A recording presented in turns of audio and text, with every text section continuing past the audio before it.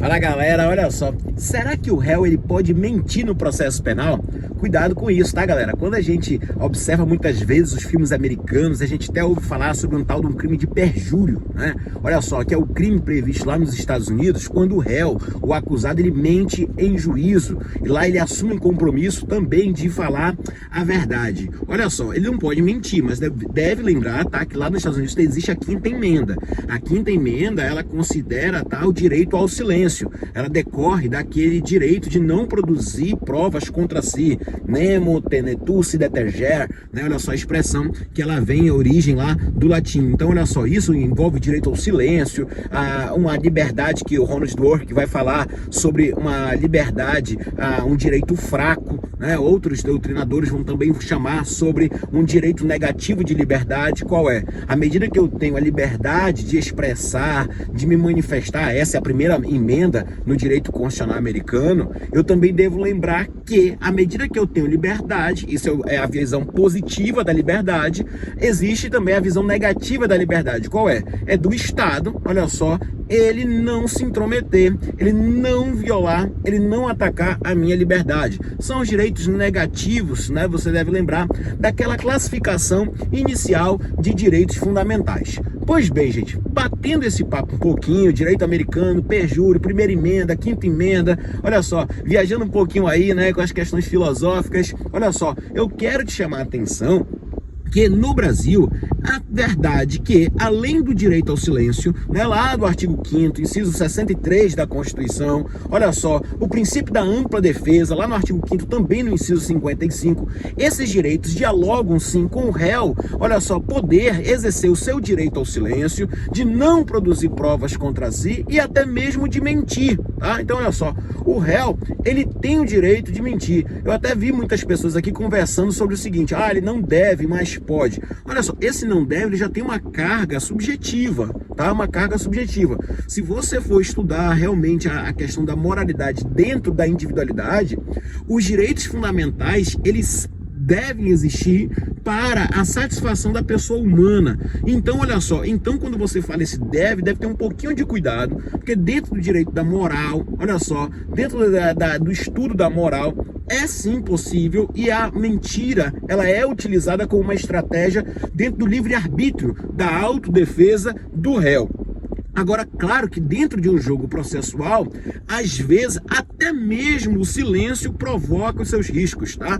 Eu chamo a atenção de vocês aqui do que diz o professor Alexandre Moraes da Rosa, né? O meu querido padrinho. Ele vai dizer lá no guia do processo penal, na teoria dos jogos, ele vai chamar a atenção sobre os riscos do silêncio. Ele vai dizer lá, em alguns momentos, que o juiz, ele desperta no juiz, olha só, uma curiosidade de querer descobrir a verdade. Isso é psicologicamente existente no juiz. Ele persegue a busca.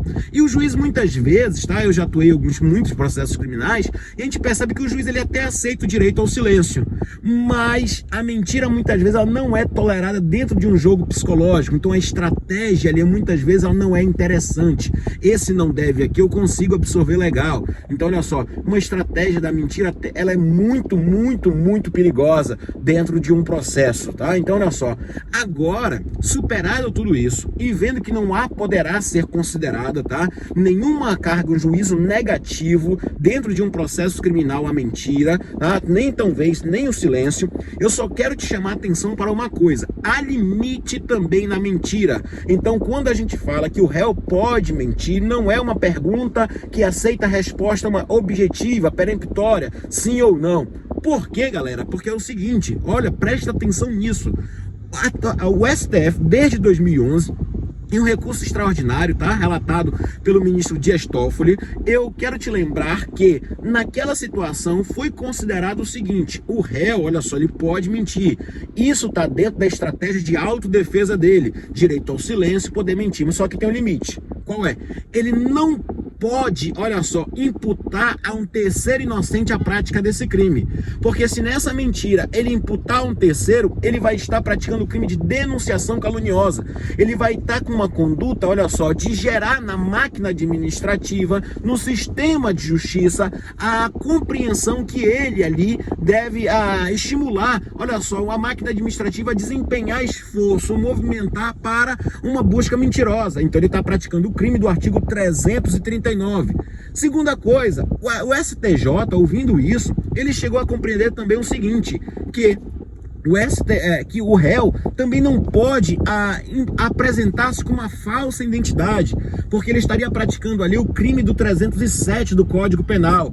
Eu respondi uma prova oral, certa vez, que o réu ele se apresentou com o nome do irmão gêmeo dele. E o que aconteceu? Isso era uma prova de defensoria, tá? Chamando bem atenção para vocês, prova de defensoria.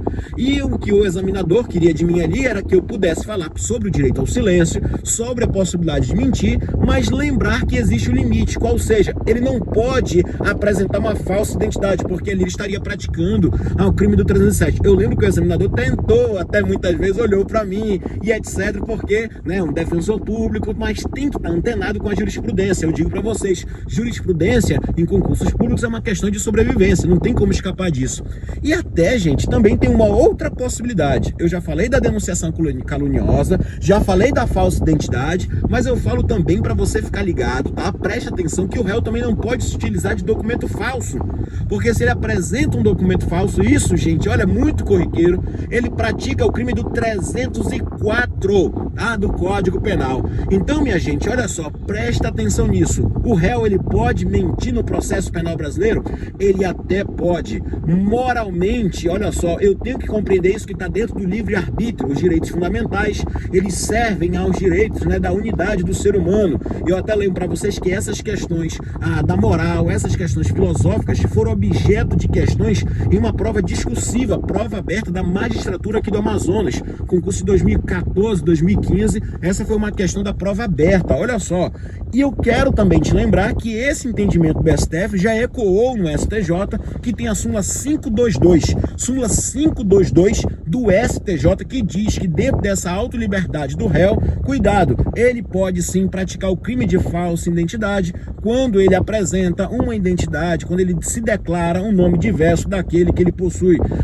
Isso pode ser, tá, gente? Você deve lembrar que no interrogatório do réu, ele é bifurcado, ele é bipartido. Nós temos aquela primeira participação no interrogatório do réu, naquele que ele informa questões objetivas, nome, endereço, qualificação, tem antecedente, não tem, e etc. E depois ele vai para relacionar com os fatos.